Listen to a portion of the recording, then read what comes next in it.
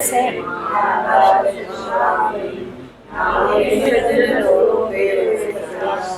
उर्वशीचे किरी साके काधिपती कपी भगवती हे देव जाचे शिरी तेथे जागृत रामदास विलसे जोया जना उद्धरी. सतीशाने आज आपला चौथ्या दशकातला 10वा समास नवविधा भक्तीचा एका अर्थाने समारोपाचा समास आपण पाहणार आहोत. समारोप अशासाठी की नवविधा भक्ती झाली, 9 भक्तींचा अभ्यास आपला करून झाला. त्याच्यामध्ये सख्य भक्ती दास्य भक्तीपर्यंतच्या ज्या 8 भक्ती होत्या त्या आपण पाहिल्या की त्याच्यामध्ये भक्त आणि भगवंत वेगळे होते. मग आत्मनिवेदन भक्तीमध्ये समर्पित केलं स्वतःला. आता अद्वैत साधलं, भगवंत आणि आपण हे असे वेगळे नाही, भक्त आणि भगवंत एक होऊन गेले. आता आणखीन काय, तर याच्यानंतर काय, देह टाकल्यानंतर नेमकं आपलं काय होतं असा एक आपला मनात विचार असतो. आपल्या आधीच्या जन्मात देह टाकल्यानंतर आपल्याला हा जन्म मिळाला आहे एवढं आपण म्हणू शकतो.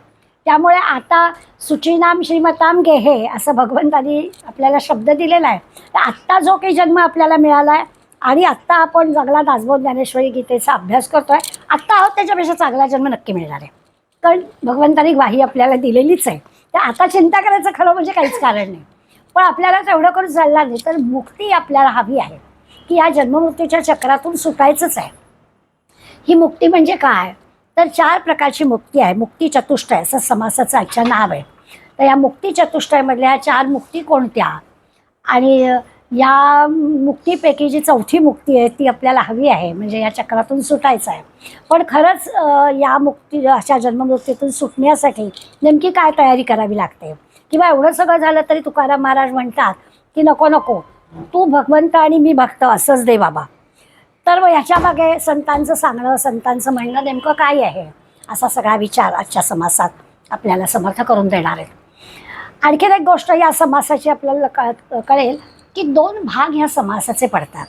पहिले जे 22 ओव्यांचा भाग आहे त्या 22 ओव्यांमध्ये आपल्याला या पृथ्वीची संबंध, या विश्वाची निर्मिती कशी झाली त्याच्याबद्दलचा विचार आहे.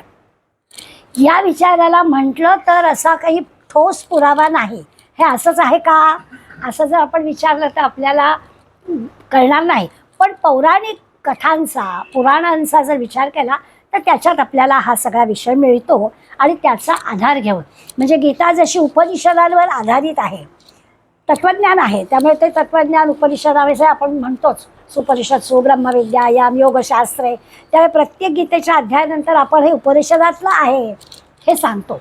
तसं या सगळ्या मुक्तींच्या बाबतीमध्ये आज जी माहिती आपल्याला मिळणार आहे, किंवा ह्या सृष्टी निर्मिती संबंधीचा जो विचार आपल्याला समर्थ सांगणार आहे, त्याला समर्थांनी सुरुवातीलाच सांगितलं की याचा जर विचार नेमका कुठे आहे असं तुम्ही विचाराल तर पौराणिक कथांच्या आधारे आपल्याला याचा विचार करता येईल की नेमकं सृष्टी निर्मिती कशी झाली, काय झाली, ते सगळं वर्णन पहिल्या 22 ओव्यांमध्ये समर्थ करून देणार आहेत. आपण पण त्याचा विचार करणार आहोत.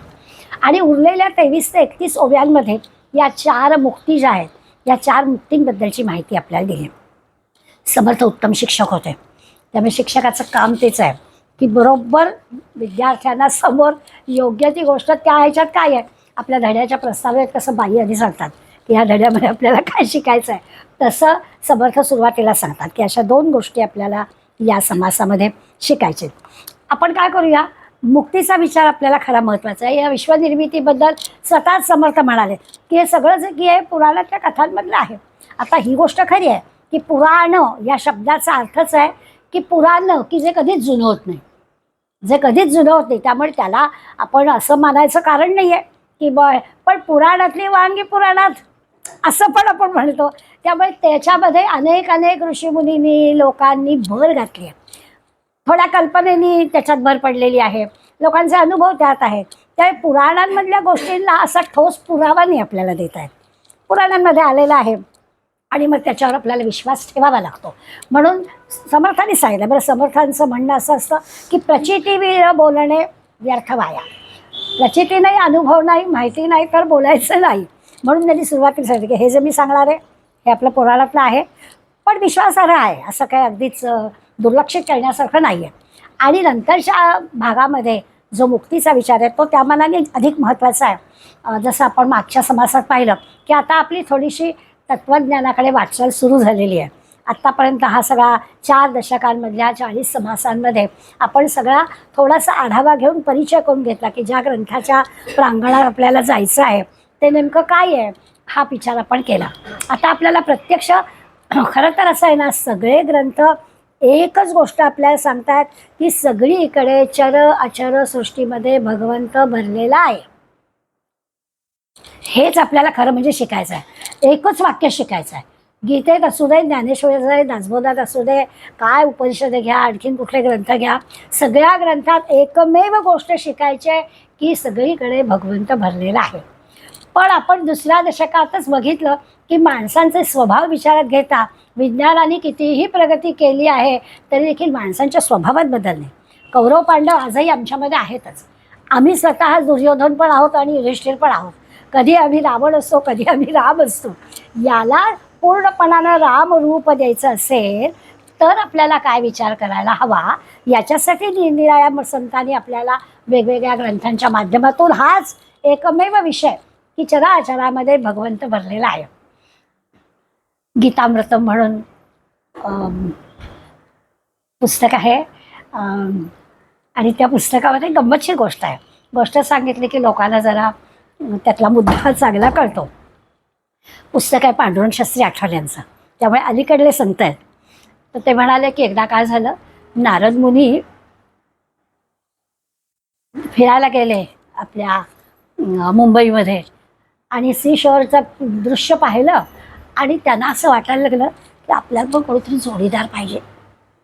सगळी माणसं जोडीने बसली आहेत, आपल्याला पण कोणीतरी जोडीदार पाहिजे. पांडुरंग शास्त्री लिहिणार आणि आता कुणाजवळ जायचं, बायको बघायला कोण देणार, असं कोणी कोणाची बायको नाही देणार, पण कोणीतरी पाहिजे म्हणाले नारद मुनी. आणि बरं ते त्रिखंडात कुठेही हिंडायला त्यांना परवानगी, त्यामुळे इतके मरीन ड्रायव्हर हिंडून आल्यावर त्यांना असं वाटलं असेल की जावं बाबा. मग मनात आलं की भगवंताकडे भरपूर आहेत, त्याला मागावी, त्याच्याकडे मागितलं तर काम होईल आपलं. मग गेला भगवंताकडे आणि नारद मुनी भगवंताला म्हणाले, बाबा असं असं आहे, मला पण इच्छा झालेली आहे, तर मला तुझ्याकडे एवढ्या आहेत तर त्यातली एखादी दे. भगवंत मला वा व्हेरी गुड, काय हरकत नाही, देतो की, फक्त मला काय आहे जिथे मी नाही ती घेऊन जा. आणि मग नारद मुनीला वाटलं की अरे वा, हा किती ठिकाणी असून असणार आहे, जाऊया.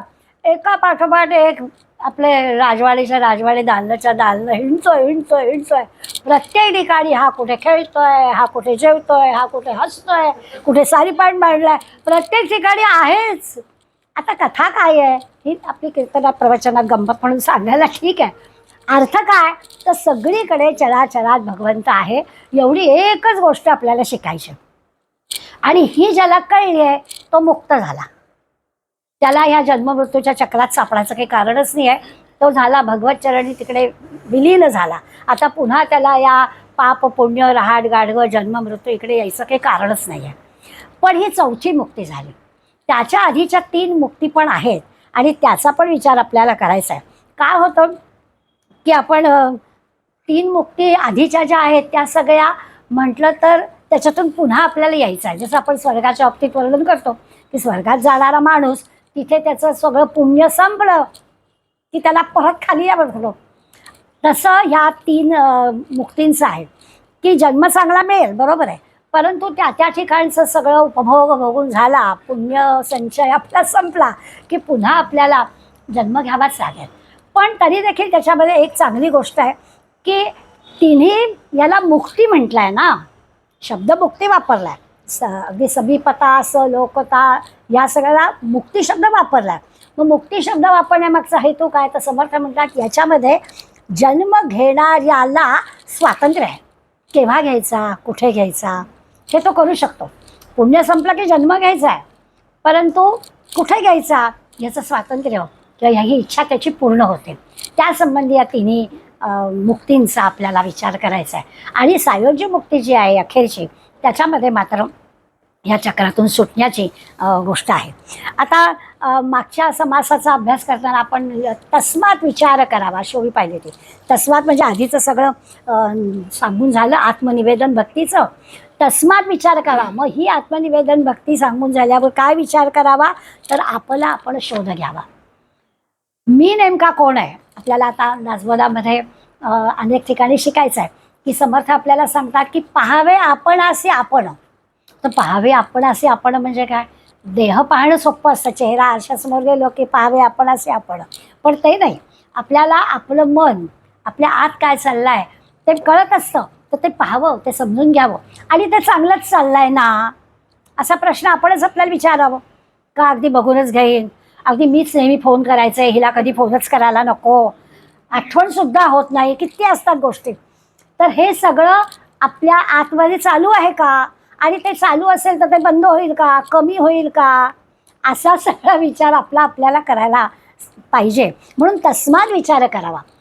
एकीकडे आत्मनिवेदन आत्मसमर्पण करून झालं आहे, आता आपला आपण विचार करावा म्हणजे काय. मग एकदा समर्पण झालं आहे, मग आता हे विचार नाही येता का मग, कारण तोही भगवंत मीही भगवंतच. मग त्याच्याबद्दल मी काय तक्रार करणार, किंबहुना त्याच्याकडून आपल्याला धाकुटेपणच घ्यायचं आहे त्याच्यापेक्षा. मग धाकुटेपण घेतलं की कंप्लेंट नाही. असं सगळं आपणच आपल्याला समजवायचं. याला पाहावे आपण असे आपण. म्हणून तस्मात विचार करावा, आपला आपण शोध घ्यावा. दुसऱ्या कोणी आपल्याला हे सांगायची खरी आवश्यकता नाही. आता संत सांगतायत, संतांच्या ग्रंथांचा आपण अभ्यास करतोय, कारण आपल्याला कळत नाही आहे, कळलं तरी वळत नाही आहे. अशा सगळ्या गोष्टींमुळे आपल्याला ग्रंथांची मदत घ्यावी लागते आहे. पण समर्थ सांगतायत तुमचा तुम्हाला करायचा आहे. आम्ही फार तर मार्ग दाखवतोय, नाही असं नाही, पण शेवटी जायचं आहे, चालायचं आहे मार्गाने तुम्हाला, तुमच्याच पायाने.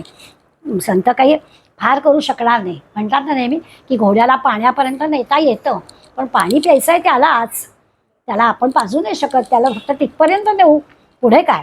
तसं आहे की आपल्याला संत मार्ग दाखवत आहे, करायचं आहे आपल्यालाच. आणि मग देव कोण ओळखावा, अंतर्यामी. आपल्या अंतर्यामी परमेश्वर नेमका काय आहे हे ओळखावं, असं गेल्या समासामध्ये समर्थांनी आपल्याला सांगितलं. याचा अर्थच असा आहे की हा नवविधा भक्तींचा जो अखेरचा समास आपण पाहिला, किंवा सगळ्या 9च्या 9 भक्तींचा समास आपण पाहिले, त्याचं सगळ्याचं एकंदर पर्यवसान विचारात घेतलं तर ईश्वर दर्शन हे त्याचं पर्यवसान आहे.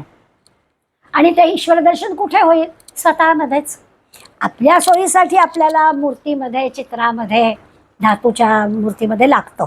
मग लाकडाचा असू दे, चांदीचा असू दे, सोन्याचा असू दे, पण आपल्याला मूर्ती लागते, सगुण रूपामध्ये लागते.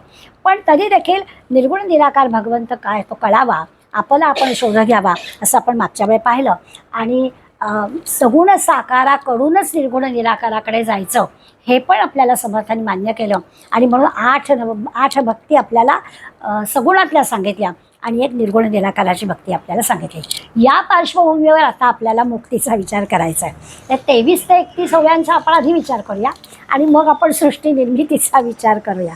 आता मृत्यूनंतर जीवाचं काय होतं. मृत्यू ही सगळ्यांना थोडी भीती वाटणारी गोष्ट आहे. किती जरी आपण म्हटलं, कदाचित आता आपण असं म्हणू की आपल्या सगळ्यांचं वय आणि एकंदर इतक्या आपल्या आयुष्यातल्या ह्यावर इतक्या वर्षांचा या संबंध भोवतालच्या याचा अभ्यास किंवा विचार आपण केला तर आपल्या मृत्यूचं आपल्याला भय नाही वाटत. म्हणजे आपल्याकडे म्हणीच आहे ना, आप मरो जग बुडो. आपण मेल्यावर काय व्हायचं आहे, काय करायचं आहे आपल्याला. किती आहे. लहान बाळाचं सुद्धा आई विना अडत नाही. सगळ्या गोष्टी आपण सभोवताली पाहतो की काही नाही, सगळ्यांचं सगळं होतं.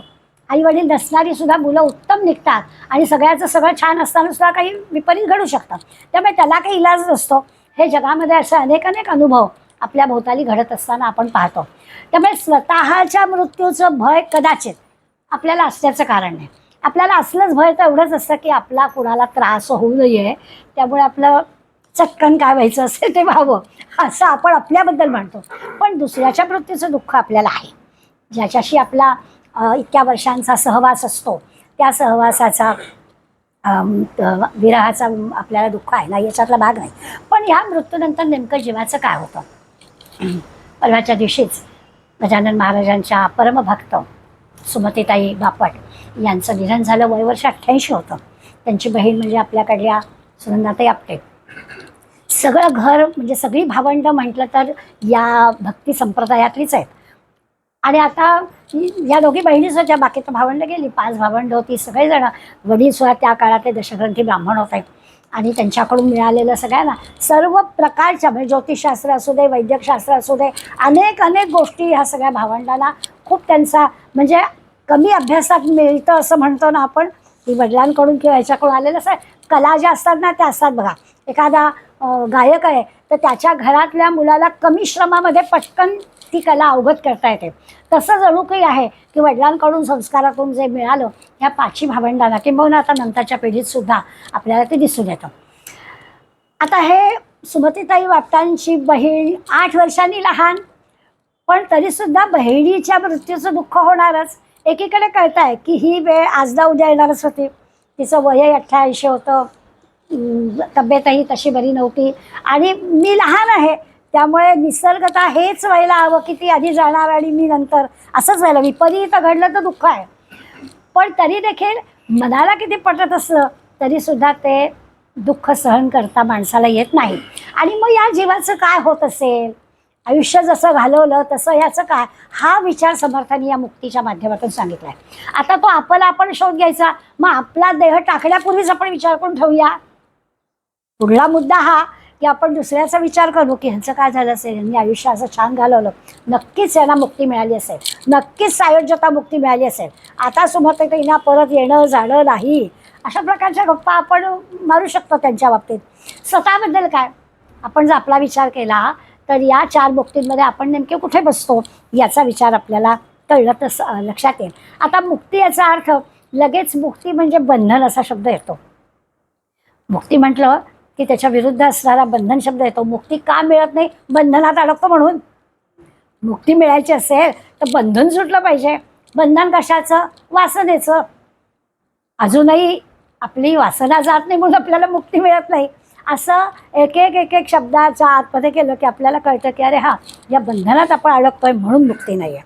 ज्याला मुक्ती मिळते तो माणूस बंधनात अडकला नाही असं आपण म्हणू, किंवा संत बंधनात अडकले. जे जसं आहे तशी परिस्थिती. बायको चांगली असली तरी चालेल, कजाग असली तरी पण चालेल, दुष्काळ पडला हरकत नाही, संपन्नता असली फार छान, काही कशाचं नाहीच, अशा प्रकारची ज्याची भूमिका आहे त्याला आपण म्हणू की तो कुठल्याच बंधनात अडकला नाही, त्याला कसलीच वासना नव्हती. पण सर्वसामान्य तुम्ही आम्ही मंडळी बंधनात अडकतो, म्हणजे वासनेत अडकतो. आणि म्हणून मुक्ती याचा अर्थ असा आहे की आपल्याला स्वातंत्र्य हवं असतं आणि मग त्या स्वातंत्र्यामुळे आपण ह्या सगळ्या गोष्टी करू शकतो. वासना मुक्त झाल्याशिवाय इथल्या सगळ्या गोष्टींमध्ये आपलं जे मन आहे त्या मनाला बाहेर काढल्याशिवाय आपल्याला मुक्ती ही संकल्पना काही लक्षात येणार नाही. मुक्ती हवी असेल तर या सगळ्यातून आपल्याला बाहेर पडायला हवं. एक गोष्ट आहे की मृत्यूनंतर काय होतं तर आपण विविध लोकांमध्ये जातो. लोक म्हणजे स्वर्गलोक, पाताळलोक, असं जे काही 14 भुवनं आहेत त्या सगळ्यांमध्ये कोणीतरी आपलं जाणं होतं. आपल्या योग्यतेप्रमाणे आपल्याला तिकडे पाठवलं जातं. पुन्हा असं लक्षात घ्यायचं, समर्थांनी सांगितलेलं की हे पुराणामधल्या गोष्टींमधलं आहे, त्यामुळे असंच घडेल का हे काही आपल्याला खात्रीने सांगता येत नाही, पण असं घडतं. तर या 4 आपण असं म्हणू की पहिली जी मुक्ती आहे त्या पहिल्या मुक्तीच्यामध्ये तो जो भक्त किंवा साधक आहे त्यांनी आपल्या मृत्यूच्या वेळी नेमका काय विचार केला असेल, कसं आयुष्य त्यांनी घालवलं असेल. ज्या ठिकाणी भगवंताचा निवास आहे, म्हणजे मंदिर आहेत, मठ आहेत, तीर्थक्षेत्र आहेत, अशा ठिकाणी आपल्याला जन्म मिळावा अशी जर त्याची भावना असेल त्या साधकाची किंवा भक्ताची, की आपल्याला ना पंढरपुरी जन्म मिळावा, पांडुरंगाचं रोज दर्शन होईल, असं विचार करता करता जर त्यांनी देह टाकला असेल तर त्याला पुढला जन्म, त्याचा देह टाकला की त्याचा जन्म त्या भगवंताच्या लोकात मिळतो. त्याला सलोकता मुक्ती म्हणतात. म्हणजे आता मी आपल्याला समजावं म्हणून पंढरपूर असं म्हटलं, पण रामाचा भक्त आहे, विष्णूचा भक्त आहे तर त्याला वैकुंठात जायला मिळतं. अशा पद्धतीनं सलोकता म्हणजे त्या लोकांमध्ये तो जातो. शंकराचा भक्त असेल तर त्याला कैलास पर्वतावर जायला मिळतं. मी आपलं पुराणातल्याच गोष्टी आहेत म्हणून मी सांगते की कैलास यात्रा कोणाला घडेल, सलोकता भक्ती असेल तर घडेल. नाहीतर काय घरात बसून जायचं एकदा, पण जायचं एकदाला काहीच अर्थ नाही. कोणाचा योग असेल, ही अशी भक्ती असेल की नाही आपल्याला मिळालं पाहिजे एकदा तरी, तर कदाचित कैलास पर्वतावर जायला आपल्याला मिळेल. ती जी आहे ती सलोकता भक्ती असं म्हटलं जातं. सगळे जे समर्थ भक्त आहेत त्या समर्थ भक्तांना गडावरती विठ्ठलगडीमध्ये जन्म मिळावा किंवा शेगावला गजानन महाराजांच्या शेगावला मिळावा. गोंदवलेकर महाराजांचे भक्त म्हणतील की आम्हाला रोज महाराजांकडे जायला गोंदवल्यातच जन्म मिळावा, असा भाव अंतःकरणात ठेवला तर पुढला जन्म तसा तसा मिळेल. त्याला सलोकता म्हणायचं. अगदीच आपण वैकुंठाचा वगैरे विचार करूया नको, निदान तीर्थक्षेत्राचा विचार करूया की तिथे आपल्याला मिळेल. कसं आहे की आपण रायगडला जातो ना, रायगडावर महाराजांचा पुतळा पाहतो आणि या पुतळ्याच्या तिथे लगेच मागे वाघ्याचा पुतळा पाहतो. तिथे पाहिलं की नेहमी असं वाटतं की त्याची सलोकता भक्ती होती की महाराज जिथे आहे तिथे मला जन्म मिळावा. कसा मिळेल तर बाकी पापपुण्याच्या आधारे काय मिळेल तो मिळेल. आणि त्यांनी महाराजांच्या चितेत उडी घेतली आणि म्हणून त्याचा पुतळा मागे आहे. तर ही जी आहे ही सलोकता कुठल्या रूपाने मिळेल माहिती नाही, पण कुठल्या का रूपाने आपल्या पापपुण्य मरताना जर हा भाव मनात असेल, आपल्या पापपुण्याचा हिशोब वरती लिहिलेला असतो, त्यामुळे त्या पापपुण्याच्या हिशोबाप्रमाणे आपल्याला जन्म मिळेल. पण का होईना सलोकता म्हणजे त्या भूमीमध्ये त्यांच्या सहवासात राहण्यासाठी आपल्याला तिथला जन्म मिळेल. तुकारामांचे जे भक्त आहेत त्यांना देहूला जन्म मिळेल असा विचार जर मनात ठेवला तर त्याला म्हणायचं सलोकता मुक्ती. दुसरी जी आहे त्याच्यामध्ये आपण म्हणतो की भगवंताच्या भक्तीमध्ये हा जो भक्त किंवा साधक लीन आहे त्याला जर मरताना असं वाटलं की आपल्याला त्याच्या कुटुंबात जन्म मिळाला पाहिजे, मनात विचार आहेत. आणि असा जर विचार केला की खरोखर लक्ष्मण भरत शत्रुघ्न हे भगवंतानी रामाचा अवतार घेतला आणि ही जी कुटुंबातली मंडळी त्याच्या भोवती आली हे सगळ्यांचं काय आहे तर ते त्यांचं भाग्यच आहे. त्यामुळे त्याला त्यांनी समीपता मुक्ती म्हटलं की जवळ, सतत भगवंताच्या जवळ. आपण दास्यभक्तीमध्ये हनुमंताचा विचार केला की सतत रामाच्या जवळ. तर अशा प्रकारे भगवंताच्या चरणी सेवा करण्याचं भाग्य ज्याला लाभतं त्याला समीपता मुक्ती असं म्हणतात. की हा देह टाकला की आपल्याला भगवंताच्या समीप राहता येईल. खरोखरच एखाद्याला त्या तीर्थक्षेत्री रोज पूजेचं काम मिळालं तर हे भाग्य झालं, समीपता भक्ती झाली. आता सद्यस्थितीमध्ये आपण जे तीर्थस्थानी पुजारी बघतो त्यातल्या दोन्ही अनुभव आपल्याला येतात, त्यामुळे आपण चांगल्याचाच विचार करायचा. मी परवा उदाहरण दिलं की मी ह्याला गेले होते गोळपच्या आमच्या शेगाव महाराजांच्या मंदिरामध्ये. तिथल्या पुजाऱ्यांची पूजा बघितली असं वाटलं की खरंच ही समीपता भक्तीच आहे, कारण इतके भावपूर्ण ते पूजा करतात. ती पूजा बघितल्यावर लक्षात येतं की याची ही इच्छा जणू की गेल्या जन्मी होती, त्यांना योग्य ते काम मिळालं. इथे ना आपल्याला मोबदला काय मिळतोय ह्या विचाराने ही मंडळी आलेली नसतात, त्यांचा आपण समीपता मुक्तीमध्ये विचार करायचा. जे जाहिरात दिलेली आहे आणि मग नोकरी मिळावी म्हणून तुम्ही मला मोबदला किती देणार आहात तर मी रोजची पूजा करीन, आणि ते पूजा हे काम झालं. तर तसा विचार नाही आपल्याला समीपता मुक्तीमध्ये करायचा.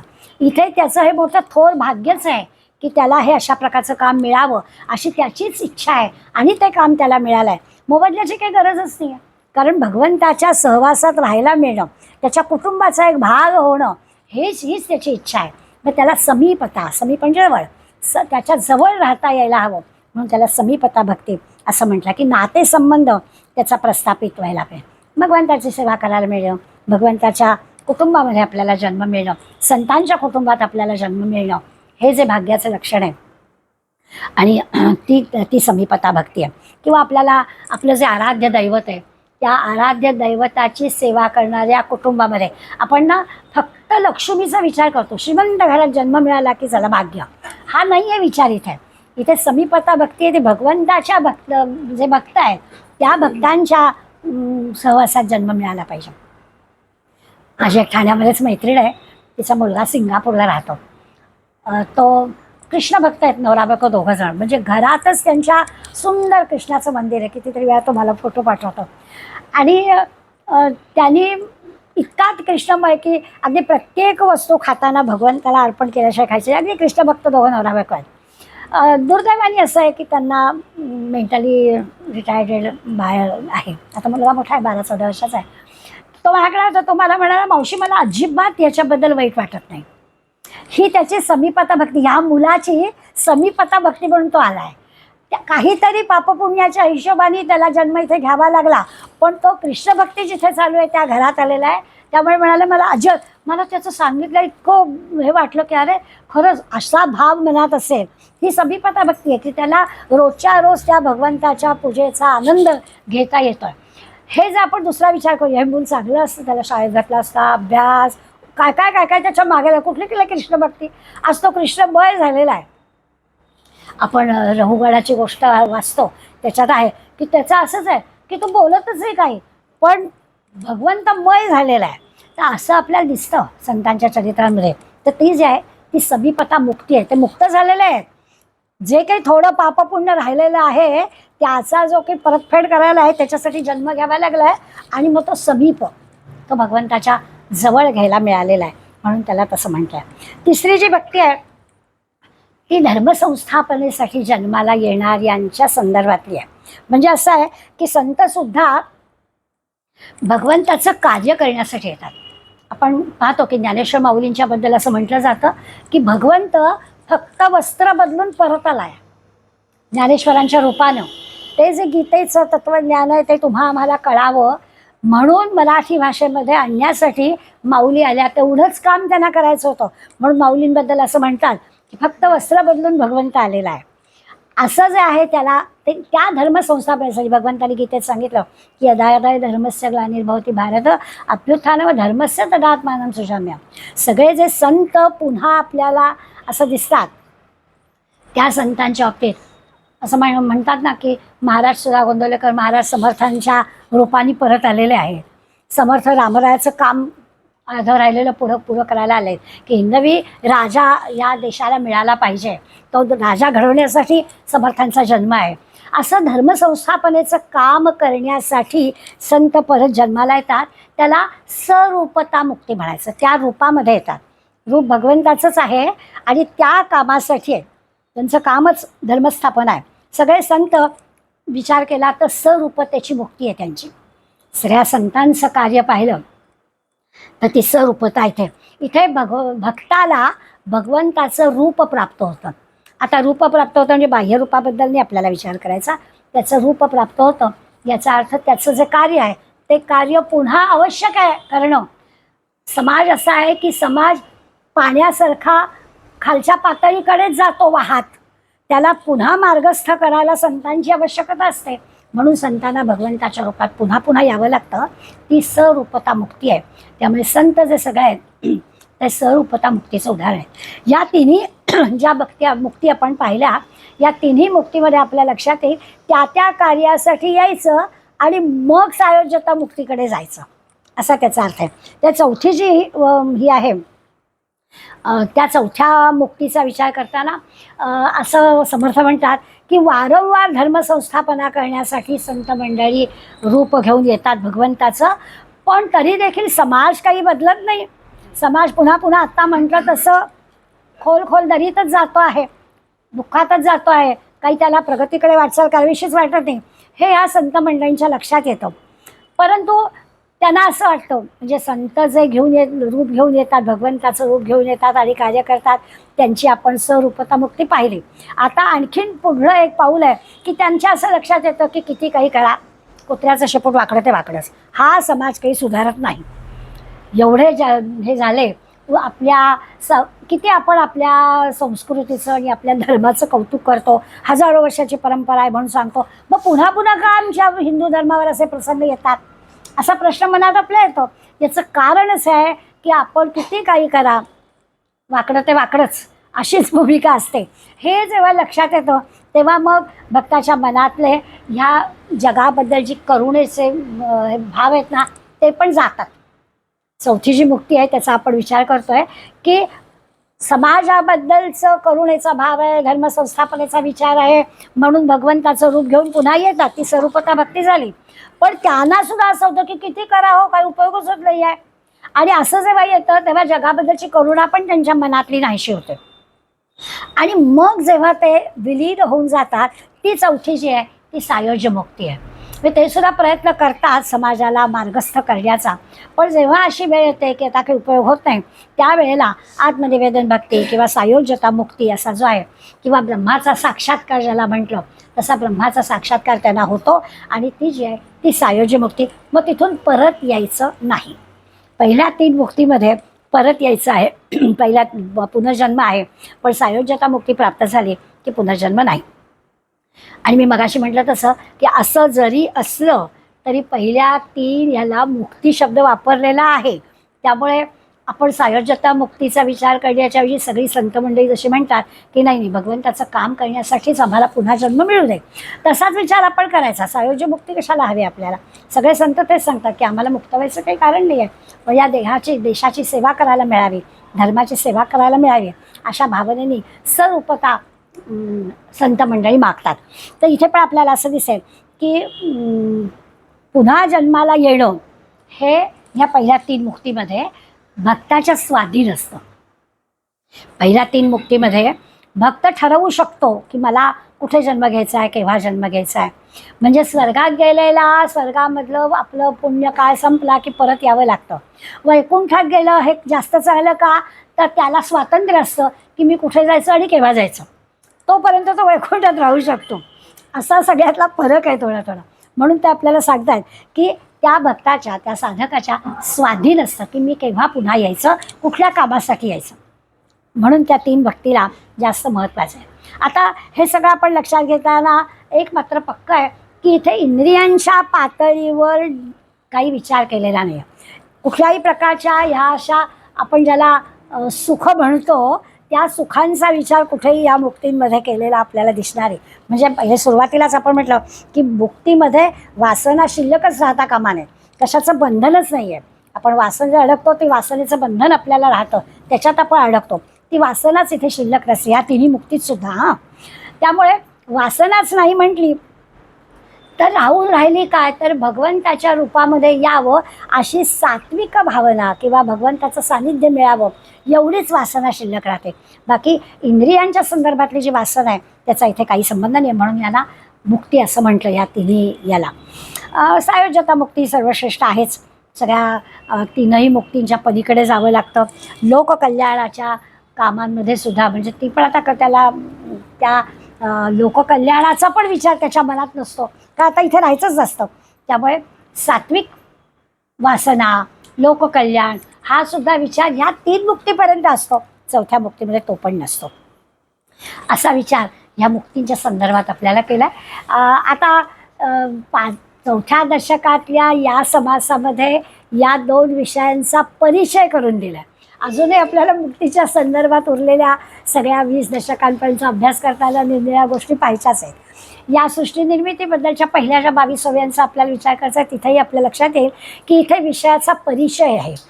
8व्या दशकामध्ये या सृष्टी निर्मिती संबंधी आपल्याला अधिक माहिती समर्थ देणारच आहे. मग या इथे आपल्याला नुसता परिचय का करून दिला, या मुक्तीच्या संदर्भात सृष्टी निर्मितीचा का बरं विषय घेतला असेल? आपण ना अभ्यासू आहोत की नाही त्याच्यापेक्षा शंकेखोर नक्कीच असतो. तर आपल्याला लगेच मनात येतो. म्हणजे माझ्या पण आला अभ्यास करताना की आता मुक्ती सांगायची आहे ना नवविधा भक्तीनंतर, की या भक्तीचं पर्यवसान कशात होणार आहे, तर मुक्तीत होणार आहे. कुठल्याही मार्गाने जा, भगवंत भेटणार आहे, म्हणून तुम्ही मुक्ती सांगताय. ठीक आहे, सृष्टीचा काय संबंध, असा मनात आपला विचार येतो. पण याच समासामध्ये हाच विषय त्यांनी का दिला की जो पुढे येणार आहे 8व्या दशकामध्ये सविस्तर विषय ते मांडणार आहे. पण इथे का, तर याचं कारण असं आहे की निराकार असणाऱ्या ब्रह्माचा आपल्याला या आत्मनिवेदन भक्तीमध्ये परिचय करून दिलेला आहे. ते जे निर्गुण निराकार परब्रह्म आहे त्या परब्रह्माचं नेमकं स्फुरण काय झालं, त्या परब्रह्माने सृष्टी निर्मिती केली आहे ना. ज्या परब्रह्माचा परिचय आपल्याला या नवविधा भक्तीच्या माध्यमातून करून दिला आहे त्याच्या स्फुरणातून सृष्टी निर्मितीचा भगवंतानीच केली आहे. तर त्याला नेमकं स्फुरण काय झालं आणि त्यांनी का ही सृष्टी निर्माण केली ते पण आपल्याला या समासात कळायला पाहिजे. जायचं आहे मुक्तीपर्यंत, आलो कुठून हा प्रश्न राहीलच ना. आणि म्हणून त्यांनी याच ठिकाणी आपल्याला या ब्रह्माला स्फुरण कसं झालं, परमात्म्याला स्फुरण कसं झालं त्याचं वर्णन केलं आहे. आणि मग त्याचं वर्णन करताना ते म्हणतात की निराकार ब्रह्मात असं एक स्फुरण झालं, त्याला म्हणायचं अहंकार. आता अहंकार जो शब्द आहे तो आपण खूपच सोप्या अर्थाने वापरतो. स्फुरण शब्द आपल्याला कळतो. नाभीच्या ठिकाणी आपल्याला आपल्यामध्ये विचार जे आपले येतात त्या विचाराचं स्फुरण होतं. ज्या आपण 4 ह्या म्हणतो ना की आपण वैखरी वाणीतून बोलतो, पण मुळात तयार कुठे होतो विचार, तो नाभीच्या ठिकाणी होतो. आणि मग त्या नाभीपासून सुरुवात होते. शब्दबद्ध होऊन उच्चार करायला वैखरीपर्यंत जावं लागतं, बरोबर आहे. पण 4 वाणी आहेत, त्या वाणीचं स्फुरण कुठे होतं तर तिथे. तसं ह्या निर्गुण निराकार परब्रह्माला स्फुरण झालं, म्हणजे काहीतरी करावं अशी इच्छा झाली. ती जी इच्छा झाली त्याचं नाव अहंकार. अहम करोती सहा अहंकारा, मी करतोय असं त्याला वाटलं की मला हे सगळ्या सृष्टीचं निर्माण करायचं आहे, मला हे करायचं आहे. मग अशी गंमत म्हणून गोष्ट सांगितली, पण नारद मुनींना सुद्धा अहम करोय, मला पण कोणीतरी पाहिजे असं वाटलं ना, तसं याला पण म्हणजे मला काहीतरी करायचं आहे. आणि हे त्या निर्गुण निराकार आहे, खरं म्हणजे काहीच नाही आहे, पण तरी त्याला वाटलं की आपल्याला अहम करतोय, मी काहीतरी करणार आहे. आणि त्याच्यातून ही पंचमहाभूतात्मक सृष्टी निर्माण झाली. पुन्हा आपण लक्षात घ्यायचं, आपण पुराणात ती कथा वाचतोय. आता स्फुरण म्हणजे काय शब्दाचा अर्थ आपल्याला कळेल, अहंकार शब्दाचा अर्थ आपल्याला कळेल, पण म्हणजे काय झालं, निर्गुण निराकाराला स्फुरण झालं, मग त्या स्फुरणातून अहंकारातून, स्फुरणातून अहंकार झाला, मग त्या अहंकारातून पंचमहाभूतात्मक सृष्टी निर्माण झाली. पण पृथ्वी, आप, तेज, वायू, आकाशाने ही संबंध सृष्टी निर्माण झाली. त्याचाही अभ्यास आपण करणार आहोत. चराचरामध्ये असणाऱ्या सजीव निर्जीव सगळ्या गोष्टींमध्ये ह्या पाची गोष्टी असतातच असतात. अगदी आता हे टेबल आहे, या टेबलामध्ये सुद्धा पृथ्वी, आप, तेज, वायू, आकाश सगळं आहे. ज्या अर्थी याला स्क्रू लावले जात आहे, याचा अर्थच असा आहे की याच्यामध्ये हा जो सॉफ्टनेस आहे, मऊपणा आहे, म्हणजे पृथ्वी तत्व आहे असं आपल्याला दिसेल. त्यामुळे सगळीकडे आपल्याला असं पाहायला मिळेल की चराचरातली कुठलीही गोष्ट असू दे, त्या ठिकाणी ह्या पाची गोष्टी आहेत. म्हणून भगवंतांनी ही पंचमहाभूतात्मक सृष्टी निर्माण केली असं होतं. म्हणजे हे जे अहंकाराचं स्फुरण आहे, त्या अहंकाराचं स्फुरण हे एका अर्थाने शक्तिरूप आहे. निर्मिती झाली, पंचमहाभूतात्मक ही सृष्टी निर्माण झाली, तर हे जे स्फुरण आहे ते साधंसुद्धा नाही, शक्तिरूप आहे. याच्यातून काय झालं, एक एक एक एक ह्या पंचमहाभूतांची निर्मिती होत गेली. या पंचमहाभूतात्मक सृष्टी आहे ती कशी निर्माण झाली, तर असं सांगतात की या शक्तीतून आधी तेज निर्माण झालं, मग तेजातून पाणी निर्माण झालं, मग पाण्याच्या आधारे शेषाने पृथ्वी धारण केली, मग पृथ्वी त्यांनी उचलून धरली, आणि या पृथ्वीवरती ज्या ज्या गोष्टी आहेत त्याचं पण त्यांनी वर्णन केलं. आता काय आहे पृथ्वीवरती, तर सगळे 14 लोकांचा पण विचार केला आहे. आणि एकूण पाहिलं तर पृथ्वीचा जो विस्तार आहे तो 56 कोटी योजना आहे. म्हणजे आता मैल किलोमीटरपेक्षा योजना पुढला मोजणी निघाली, त्या 56 कोटी योजन हा पृथ्वीचा विस्तार आहे. आणि त्याच्या भोवती 7 सागर आहेत, सप्तसागरांनी पृथ्वी वेढलेली आहे. सगळ्या याच्यामध्ये मेरू पर्वत आहे. आपल्या देहाच्या बद्दल जसं आपण म्हणतो ना की मेरुदंड हा आपला आधार आहे, तसं या संबंध विश्वाचा आधार हा मेरू पर्वत आहे. त्याचं वर्णन करतात की तो सोन्याचा आहे. आता असेलही आपण धरूया की तो सोन्याचा आहे, तर तो सोन्याचा पण आहे, पृथ्वीचा आधार आहे. नुसता आधार नाही, तर त्याचा जर विचार केला तर त्याचा आतमध्ये म्हणजे पृथ्वीच्या आत त्याची जर हे पाहिली तर तो 16,000 योजन आतमध्ये आहे. वरती आणखीन किती असेल तो असेल, म्हणजे जसं आपण म्हणतो टॉवर बांधतात, तर आता आधी पाया किती खणला आहे तो पण आपल्याला माहिती पाहिजे. आपण तर तयार आता फ्लॅट घेतो, पण असं वाटतं की का बाबा ते बांधताना काय खणलं कधी खाली, अशा आपल्याला शंका यायला. एवढा मोठा टॉवर पण खाली काय काय केलं आहे, तर जेवढं वरती बांधू तेवढं खोल गेलं पाहिजे ना. म्हणून त्याचं पण वर्णन केलं की मेरू पर्वत हा आधार आहे आपल्या पृथ्वीचा, आणि 16,000 योजन तो गेला आहे. तरीही भूकंप वगैरे होतातच, त्यामुळे इतका मेरू पर्वत आधार असणारा, इतका खोलपर्यंत तो आहे, त्यामुळे त्या पृथ्वीला आधार आहे. आणि या मेरू पर्वताची जी रुंदी आहे ती 84,000 योजन आहे. उंची तर मोजताच येत नाही अशी अमोज आहे. असा हा मेरू पर्वताचं उदाहरण दिलं आहे. 8 दिक्पाल आहेत, दिशांचे राजे आहेत. सगळे 8 दिशा ज्या आहेत त्या 8 दिशांना त्यांचे पहारेकरी ठेवलेले आहेत. आणि मेरू पर्वताच्या भोवती लोक पर्वत आहे. एका बाजूला हिमालय, बर्फाच्छादित शिखरं आहेत. मेरू पर्वतावर या ब्रह्मा विष्णू महेशांचं वास्तव्य आहे. आपण ज्या 14 लोकांचा विचार करतोय, आपण सलोकता मुक्ती पाहिली, कुठल्या लोकामध्ये आपल्याला जायचं आहे, तर ह्या पृथ्वीवरती 14 लोक आहेत. मी आपल्या गमतीनं म्हणते आम्ही ऑस्ट्रेलियात जातो म्हणजे पाताळात जाऊन येतो. तसं आहे की या पृथ्वीवरती जे 14 लोक आहेत याच ठिकाणी हे सगळे ब्रह्मा विष्णू महेशांचं वास्तव्य आहे. त्यामुळे आपल्याला असं म्हणता येईल की ह्या पृथ्वीवरच सगळं आहे. सज्जनांचं वास्तव्य इथं आहे, त्यामुळे चांगल्या घरात जन्माला येणं म्हणजे एका अर्थाने चांगला जन्म मिळणं म्हणजे हेच आहे ना. त्यामुळे पृथ्वीवरतीच जर 14 लोक आहेत, ब्रह्मा विष्णू महेशांचं पण वास्तव्य इथेच आहे, तर हे 7 स्वर्ग 7 पाताळ हे पृथ्वीवरतीच आहे. असं पाहायला हवं. आपल्याला कालिदासाने इंद्रलोकाचं अमरावतीचं वर्णन आपल्यापर्यंत मेघदूताच्या माध्यमातून आणून दिलेलंच आहे. काल्पनिक असो किंवा खरं असो, परंतु तिथे असणाऱ्या ज्या सगळ्या गोष्टी आहेत तर आपल्याला माऊलींनी कामधेनू, कल्पवृक्ष, चिंतामणी सांगितले. आता म्हटलं तर ते काल्पनिक आहेत. मिळाला असता वृक्ष तर किती मजा झाली असती, गेलो असतो कल्पवृक्षाखाली बसलो असतो, काय काय मागितलं असतं, जे जे हवं ते सगळं तृप्त झालं असतं. कारण कल्पवृक्षाखाली इच्छा करायची, आपली कल्पना मांडायची, तो वृक्ष आपल्याला देतच आहे सगळं. पण असा हा कल्पनेतलाच वृक्ष आहे, पण तो तिथे आहे. आपल्याला जरी इथे वाटते ती कल्पना, तरी तो कल्पवृक्ष तिथे आहे. गमतीनं गोष्ट सांगतात की आम्ही इतके म्हणतात तसे आहोत माणसं, की कल्पवृक्षाखाली सुद्धा माणूस बसला, समजा चुकून, तो कल्पवृक्ष हे माहिती नाही आहे, पण बसला. आणि बसल्यानंतर खरं तर आम्हाला संस्कृत धडा होता बरं का, तुम्हाला पण कोणाला तरी असेल तर. खरं म्हणजे पीठ मागणारा भिक्षेकरी पीठ मागायचा 4 घरी, आणि मग 3 दगडाची चूल पेटवायचा, लाकडं काटक्या गोळा करायचा, त्याच्यावरती खापरीवरतीच भाकरी भाजायचा आणि खायचा. असा भिक्षेकरी होता, काही जवळ नव्हतं. पण आज पीठ जरा जास्त मिळालं, मग ते बाकीच्या गाडग्यामध्ये ठेवलं, खाली मुंग्या लागून येत मग झाडाला टांगून ठेवलं आणि झाडाखाली विश्रांती घेत होता. कल्पना मनामध्ये विचार आला, आज पीठ आपल्याला जास्त मिळालं, उद्या पण असंच जास्त मिळालं ना तर ते पीठ मी साठवीन आणि मग ते पीठ एखाद्याला देऊन त्याच्यातून कोंबडी विकत घेईन. मग कोंबडी विकत घेतली की ती अंडी देईल, मग ती मी अंडी विकेन, मग मला पैसे मिळतील. मग मी गाय विकत घेईन, मग गाईचं दूध मी विकेन, मग मला पैसे मिळतील. मग मी काय करीन, मग मी लग्न करेन, मग मी घर बांधेन, मग मला मुलं बाळं होतील, मग मुलं बाळं भांडली की मी रागवेन, मग मी लाथ मारली, मुलाला मारेन. लागले पीठ सांडून गेलं आणि ते सांडलेलं पीठ की ज्या पिठावरती इमले रचत होता ते सगळे इमले गेले की धुळीत. तर असा माणूस आहे. कल्पवृक्षाखाली जरी बसला तरी तो जर वेडावाकड्याच कल्पना करत राहिला तर काय त्याचा उपयोग. तर कल्पनासुद्धा करायला आपण समजावं की अरे आपण कल्पवृक्षाखालीच आहोत, मनात आलेली कल्पना आपण सत्यात आणू शकू असा विचार मनात ठेवला पाहिजे. माऊली आपल्याला तो कल्पवृक्ष सांगताय की चांगल्या चांगल्या कल्पना मनात आणा, तुम्ही कल्पवृक्षाखालीच आहात.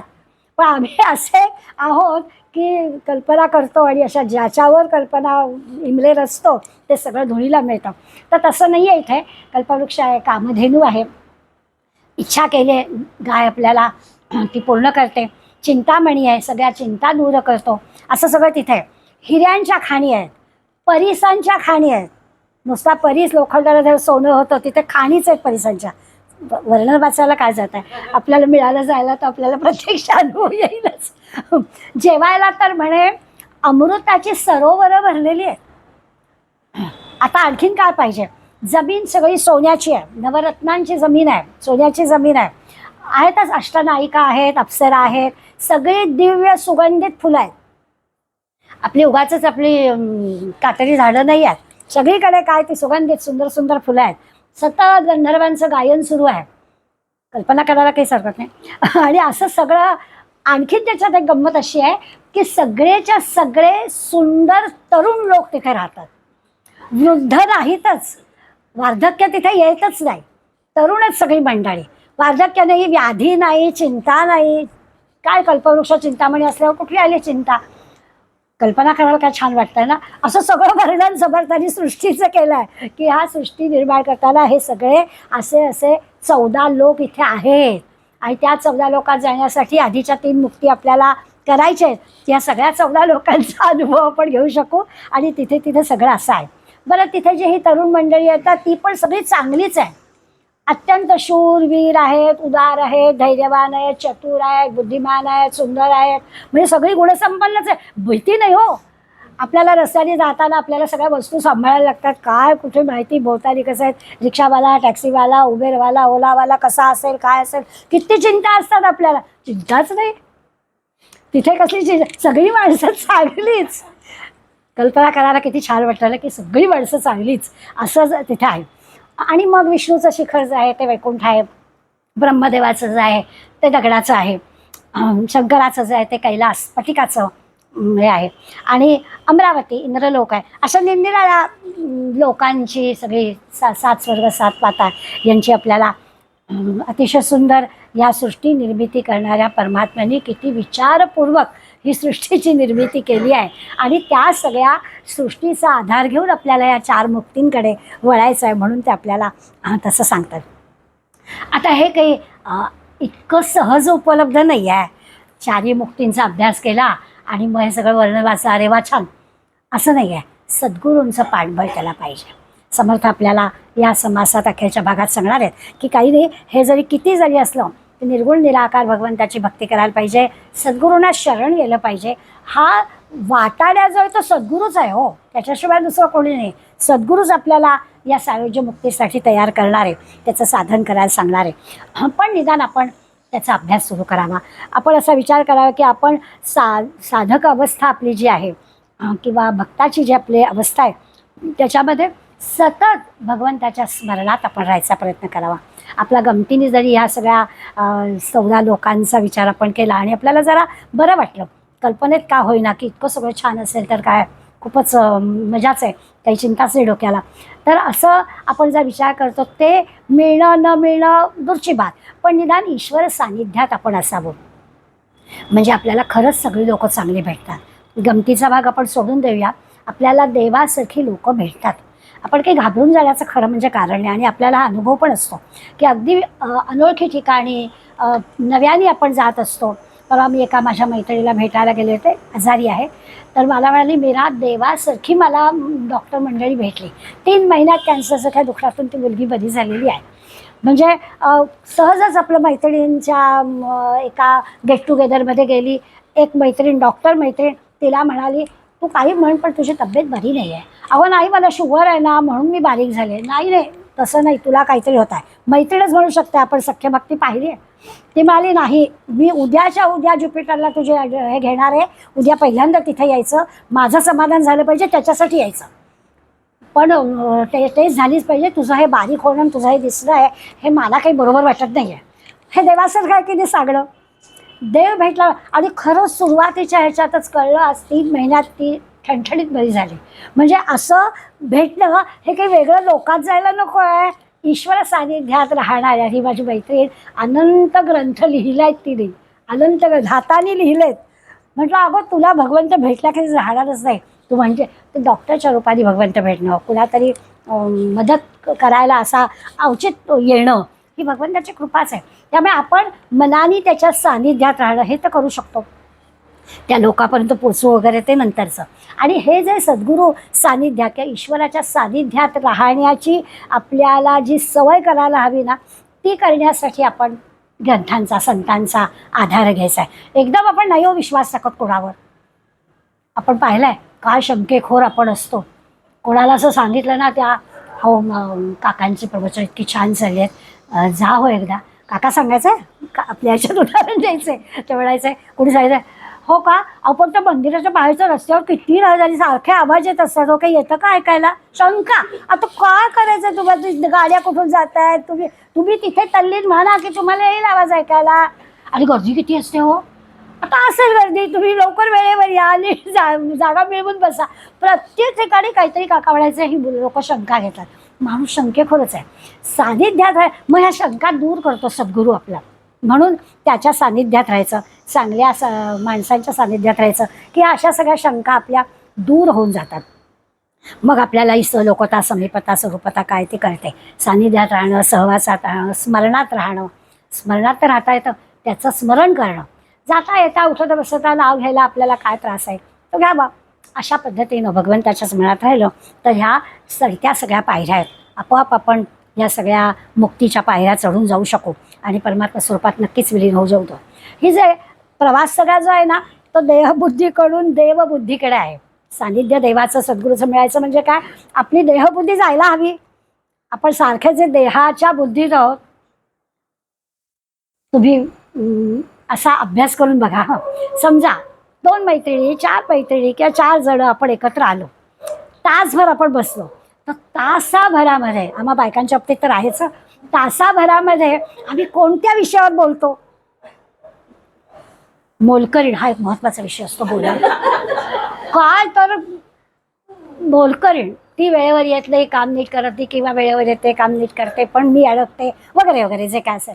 तर हा एक महत्त्वाचा विषय. आणि बाकी कौटुंबिक सगळं काय ते संत, ईश्वर सानिध्य, ईश्वर स्मरण हे विषय असे बोलायला नसतातच आमच्याकडे, नसतातच. आपण अभ्यास करून बघावा, कुठेही 4 जण जमत आहेत अगदी आपल्या विचारांच्या. असं पण काही नाही की आपण अगदीच वेगळ्या माहोलमध्ये आहोत म्हणून असे विषय आहेत. कुठेही जा, कुठल्याही ग्रुपमध्ये जा, गप्पांचा जो विषय असतो तो कुठे ईश्वर सानिध्य, ईश्वर स्मरण. मी एक वर्ष एक प्रयोग केला होता आमच्या घरी रेग्युलरमध्ये, की आपल्या घरी येणाऱ्या प्रत्येकाला गप्पा मारायच्या, पण एक माळ करायला लावायची. समर्थांच्या इथे बसायचं, माळ ठेवली होती, आणि कोणी कुरिअरवाला येऊ दे, पोस्टमन येऊ दे, त्याला विचारायचं की एक 5 मिनिटं वेळ आहे का, पाणी बिणी द्यायचं, त्याला विचारायचं. तो म्हणायचं हो आहे ना. म्हटलं ये घरात, आणि मग त्याला समर्थांसमोर बसवायचं. हे वाचल्यावरच मनात सुचलेला विचार. पण मला घरातल्या मंडळींनी म्हटलं हे काय तुझं चाललंय, तुझ्या ओळखीचं असेल तर ठीक आहे, पण तू कुणालाही सांगते. मी कामवालीला पण माझ्या सांगायचे, एक माळ करायची मग काम सुरू करायचं. 5 मिनिटं लागतात, पण रामनाम घेणं, सानिध्यात स्मरणात राहण्यासाठी आपणच प्रयत्न करायला पाहिजे. पण मला हा अनुभव किती वेळा मी विचार करते, तासभर कोणाकडे जाऊन आलं की 55 मिनिटं आपण फालतूच म्हणायला हवं, फालतूच विषयावर बोलतो, आणि ते सानिध्य वगैरे ते काही नाही. पण मुळात आपला प्रवास देहबुद्धीकडून देवबुद्धीकडे आहे. मग आपण प्रवासातली 55 मिनिटं वाया घालवली ना, मग ती 55 मिनिटं भरून कशी काढणार. आयुष्याचा वेळ वाया जातोय आपला. देहबुद्धीकडून देवबुद्धीकडे आपल्याला जायचं आहे, म्हणून अखंड स्मरण. मग आता आपल्यासारख्यांना आणखीन एक युक्ती करावी लागते. ती युक्ती काय करायची, सगळ्या समाजाला सुधारण्याचं काही आपण जबाबदारी घेतलेली नाही, काही नाही आपल्याला करताय. मग महाराजांनी आपल्याला सांगितलं तुझं चालू ठेव ना हात, बाकीच्यांचं काही चालू दे. मग अशा वेळेला आपण गप्प राहायचं, काय चालली चर्चा ती चालू द्यायची, दाखवायचा इंटरेस्ट आहे असं चेहऱ्यावर. हो, नाही तर मग आपल्याला बोलवणारच नाही कोणी. त्यामुळे चेहऱ्यावर तर भाव असं आणायचं की आपल्याला सगळं काय चाललंय ते कळत आहे, पण आपण गप्प राहायचं. आणि आतमध्ये तर आपण देहबुद्धीकडून देवबुद्धीकडे जाऊ, तर आपल्याला तो प्रवास आपल्याला होईल. आता इथे पण आपल्याला थांबायचं नाही आहे. देवबुद्धीकडून आपल्याला आत्मबुद्धीकडे जायचं आहे. आपल्यामध्येच तो आहे. देहबुद्धीकडून देवबुद्धीकडे जाताना देव आणि मी वेगळे आहोत ना. अजून पुढली पायरी आपल्याला गाठायची की देवबुद्धीकडून आपल्याला आत्मबुद्धीकडे जायचं आहे. आणि आता ही सृष्टी निर्मिती सांगितली. समर्थ आपल्याला सृष्टी निर्मिती 8व्या दशकात सविस्तर सांगतील, आणि पुढे कल्पांत पण सांगतील. कारण ज्याची निर्मिती आहे त्याचा नाश आहे.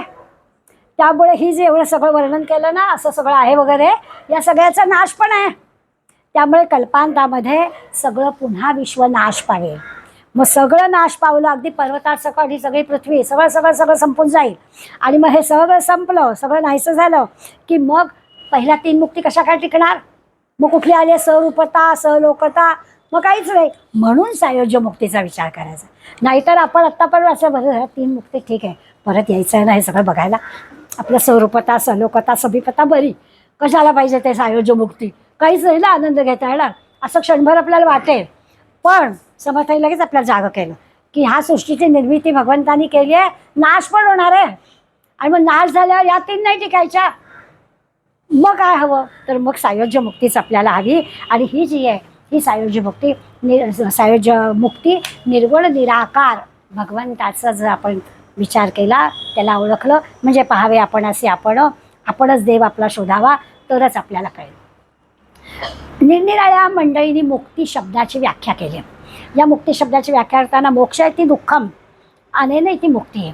समर्थना आपला विचार जास्त करतात की सामान्य माणसांना कसं कळेल. फार आपलं मोक्ष मुक्ती असे शब्द वापरले की लोक म्हणतील हे आमचं नाही हो प्रांत, आम्हाला आपलं मुलं बाळं नातवंड खाणं पिणं याच्यात बरं वाटतं, कशाला काय आता मोक्ष मुक्ती आमची काही बसकी बात नाही असं सामान्य मंडळींना वाटेल. त्याचा विचार समर्थांना जास्त आहे. म्हणून समर्थ काय म्हणतात की मुक्ती म्हणजे काय, तर तुम्हाला दुःख नको आहे ना, लगेच आपण होतो हो दुःख नको आहे, अजिबात आम्हाला दुःख, ते कुंतीचं ठीक आहे तिला मागू दे, आम्हाला अजिबात दुःख नको, कुठलंही बंधन नको, तुम्हाला दुःख नको, कुठल्याही वासना कामना नको, याच्यापासून सुटणं म्हणजे मुक्ती. मग आम्हाला असं वाटतं हां दुःखातून सुटणं का, हां मग आम्हाला हवी आहे. नाहीतर मुक्ती मोक्ष वगैरे आम्ही म्हणतो की बापरे हे काय आम्हाला झेपणार नाही. मग समर्थांनी व्याख्याच करून सांगितली की सर्व प्रकारच्या यातनातून, सर्व प्रकारच्या संकटातून, सर्व प्रकारच्या दुःखातून, सर्व प्रकारच्या वासनातून बाजूला होणं म्हणजे मुक्ती. मग आम्ही खुश होतो, मग आम्हाला वाटतं की हे चालेल. आणखीन एक शब्द त्याच्यात पुढे वापरायचा, अज्ञानापासून सुटका होणं. आता इथे भौतिक गोष्टीतल्या ज्ञान अज्ञानाचा विचार नाही. भौतिक गोष्टींमध्ये आपल्याजवळ भरपूर अज्ञान असेल, पण आत्मज्ञानाच्या गोष्टीसाठी कुठल्याही पाठ्यशाळेत जायला लागत नाही, महाविद्यालयात जावं लागत नाही. हे जे आत्मज्ञान आहे ते आत्मज्ञान सद्गुरूच्या ईश्वराच्या सान्निध्यात राहूनच आपल्याला होतं. त्या आत्मज्ञानाच्या उलट अर्थाचं अज्ञान आहे. ज्याला आत्मज्ञान नाही तो जो देहबुद्धीवाला आहे, जो प्रपंचात बुडालेला आहे, तुम्ही आम्ही आहोत, हे सगळे आपण अज्ञानी आहोत. तर हे अज्ञान आपलं दूर व्हायला हवं असणं म्हणजे मुक्ती मिळणं आहे, असा विचार पण आपल्याला करतात. याला निरनिराळ्या ग्रंथामध्ये हाच विचार मांडला आहे. म्हणजे बघा, सुरुवातीला आपल्याला विषय कळावा किंवा तो विषय निदान आपण मनापासून ऐकावा म्हणून समर्थांनी प्रांजळपणे कबुली दिली की हे पुराणातलं आहे बरं का, हे असंच्या असं तुम्ही शोधायला जाल तर मिळेल असं नाही, पण पुराणामध्ये आहे. आता मात्र ते सांगतायत की हा विषय उपनिषदामध्ये एका वेगळ्या शब्दांनी मांडला आहे. त्याला त्यांनी अमृतत्वाची प्राप्ती म्हटलंय. विषय हाच, आपण काय म्हटलं, अज्ञानापासून, दुःखापासून, यातनांपासून मुक्तता म्हणजे मुक्ती. उपनिषद त्याला म्हणतं अमृतत्वाची प्राप्ती, अमृततत्व मिळणं, हाच विचार तिथे आहे. मग अमृततत्वाची प्राप्ती व्हायला हवी असेल, करायचं आहेच. शब्द फक्त उपनिषदांनी वेगळे वापरले. बौद्ध आचार्यांनी निर्वाण शब्द वापरला, सांख्य किंवा योगदर्शकांनी कैवल्य असा शब्द वापरला, न्यायशास्त्रांनी अपवर्ग शब्द वापरला आणि मीमांसकांनी फक्त मोक्ष शब्द वापरला. त्यामुळे या शब्दांच्या जंजाळात आपल्याला अडकण्याचं कारण नाही. आपण फक्त देहबुद्धीकडून देवबुद्धी, देवबुद्धीकडून आत्मज्ञानाच्या बुद्धीकडे जाणं, आत्मबुद्धीकडे जाणं, एवढाच विचार करायचा. आणि या सगळ्याचा गोषवारा म्हणून समर्थाने एक मुक्तीची व्याख्या केली. ते असं म्हणतात की आपण भक्तरूप जीवात्मा आहोत. आपण सामान्य मंडळी जी आहोत त्या भक्तरूप जीवात्म्यानं काय करायचं, तर परमात्म्याशी तादात्म्याचा अनुभव घ्यायचा, की आपण वेगळे नाही आहोत असा विचार करायचा. मी आपल्याला समर्थांच्या चरित्रातले प्रसंग सांगितले की आपल्याला कळेल की त्यांनी नेमकं हेच आपल्या सगळ्या महंतांना शिकवलं. की सगळे जे काही छोटी छोटी 12-14 वर्षाची मुलं होती हो त्यांच्याजवळ, पण त्या सगळ्यांना तयार करताना हे असं सगळं तत्त्वज्ञान सांगता येणार नव्हतं. मग त्यांना काय करायचं, तर त्यांना कृतीतूनच सांगावं लागत होतं. मग आपल्या लक्षात येईल की तुझं हे काय आहे नेमकं, तर आपल्याला परमात्म्याशी तादात्म्य साधायचं आहे, भगवंताशी तादात्म्य साधायचं आहे. मग त्याच्यासाठी काय करायचं, तर भगवंत आपला पाठीराखा आहे हा विश्वास फक्त आपल्या मनात ठेवायचा आहे, बाकी काही ठेवायचं नाही. एकदा तो आपला पाठीराखा आहे म्हटलं की तो जे करेल ते. किती या छोट्या छोट्या मुलांची समर्थांवर श्रद्धा होती. त्यांना काही समाजामध्ये कमी का त्रास होत होता. आपल्याला सगळ्यांना गोष्टी माहिती आहेत समर्थांच्या चरित्रातल्या. एक एवढा असा 12-14 वर्षाचा मुलगा छान कीर्तन करायचा, आवाजही चांगला होता आणि म्हणून पण भिक्षा मागावी लागायचीच. कीर्तन केलं तरी 5 घरी भिक्षा मागायचीच, त्याच्याशिवाय काही दुपारची 12ची वेळ टळणार नव्हती. मग एकदा एका गावामध्ये 5 घरची भिक्षा मागताना नेमका एका घरासमोर जो गेला ते घर होतं ज्योतिषाचं. असं बघून त्याला भविष्य कळायचं. ते पोरगं बघितलं आणि त्या भविष्य कळणाऱ्या पडवीवर बसले होते आणि तरी म्हटलं, अरे बापरे, ह्या मुलाचा उद्या शेवटचा दिवस आहे. आता ठीक आहे, तुम्हाला तुमचा चेहरा बघून कळलं भविष्य, सांगायला कशाला हवं होतं त्याला. तर त्या पोराला विचारायला बोलावलं, आज भिक्षा मागितली, उद्या काय तू भिक्षा मागायला येणार नाहीस, झालं तुझं. घाबरलं ते पोरगं हो. आता 12-14 वर्षाच्या मुलाला भीती वाटणार आहेत. किती काय समर्थ जरी सद्गुरू असले तरी सुद्धा भय वाटलं त्याला. तो तसंच सगळं टाकून गेला समर्थांकडे आणि तापाने फणफणला. समर्थाला सांगितलं असं असं झालं, त्यांनी मला सांगितलं की तुझा आता आज शेवटचा दिवस आहे. समर्थ मला हरकत नाही, शेवटचा दिवस आहे ना, आंघोळ कर. बघा ताप आलाय मुलाला. समर्थ काय सांगतात, आंघोळ कर. आंघोळ करून सांगितलं, जेवायला काय हरकत आहे, जेवायला घातलं. समर्थच ते आंघोळ करून झाली, जेवण झालं, अन्नाने ताकद आली, आंघोळी ताप कमी केला आणि एका घोंगडीवर त्याला झोपवला. समर्थ स्वतः बसले घोंगडीवर त्याच्या तिथे जवळ आणि ते त्या पोराला झोपवलं. आणि खरंच यमदूत आले, भविष्य काही खोटं होतं अशातला भाग नाही, पण समर्थ घोंगडीवर बसले तर यमदूतांची हिंमतच झाली नाही पुढे यायची. आले तसे निघून गेले. ठणठणीत दुसऱ्या दिवशी पुन्हा गेला भिक्षा मागायला. आता त्या ज्योतिषाचं हे झालं की अरे बापरे, म्हणालं ही काय बायगड, माझ्या बुद्धीवरती माझा एवढा विश्वास होणंच शक्य नाही. म्हणून असं काय झालं, त्यांनी पण झालेली कथा सांगितली. माझे सद्गुरू आहेत समर्थ, त्यांना मी ही गोष्ट सांगितली. मग आले सद्गुरूला भेटायला. सद्गुरू सान्निध्य काय असतं, गोष्टीतली खरे खोटेपणा किंवा काय त्याचा असेल त्याच्या मुद्दा काय आपला, की त्या मुलाचा विश्वास सद्गुरू सान्निध्याशी कसे कसे समर्थांनी जोडली मुलं, की त्यांच्या लक्षात आलं की सद्गुरूचं सानिध्य लाभलं तर मृत्यूसारखं भयसुद्धा दूर जातं. केवळ समर्थ त्याच्याबरोबर बसले ते. आता ताप जाण्यासाठी अंघोळ करायसाठी आपण पण लहान बाळाचा वगैरे अंग पुसून येतो की नाही, ताप आहे म्हटल्यावर सगळं तेच केलं, खाऊ घातलं त्याला. तापाशी लढायला ताकद द्यायला पाहिजे, तर पोटात अन्न पण जायला पाहिजे, सगळं केलं. तापासाठी जे काही करायला हवं ते करून पण स्वतः बसले. सद्गुरूचं सानिध्य आपण पण सगळं करायचं आहे आणि त्याचं सानिध्य सतत सतत ठेवायचं आहे, असा विचार. समर्थांच्या मुक्तीची व्याख्या ही अशी आहे की त्याचं सानिध्य सोपं करून समर्थ आपल्याला सांगतात. हे उपनिषदांच्या ह्या अमृततत्वाचा अभ्यास वगैरे वगैरे वगैरे जाऊ दे, पण समर्थ काय सांगतात, त्याच्या सानिध्यात राहा. आणि हे सगळं खरं पहिलं मुक्तीचं प्रधान लक्षण आहे ते म्हटलं आहे. समर्थ तसं म्हटलं ना तर अद्वैत वेदांती आहेत. म्हणजे जसं नवविधा भक्तीतली 9वी भक्ती त्यांनी आपल्याला सांगितली, आता सायुज्य मुक्ती ते सांगतात. पुढे आपल्याला आत्मज्ञानाकडे सांगणार आहे किंवा पाहावे आपण असे आपण या नाव ज्ञान, अशी ज्ञानाची व्याख्या पण करून सांगणार आहे. तर हे सगळं याचा अर्थच असा आहे की ते अद्वैत वेदांती आहेत. त्यांनी भगवंत आणि भक्त हे द्वैत गेलं पाहिजे असा त्यांनी विचार मांडलेला आहे.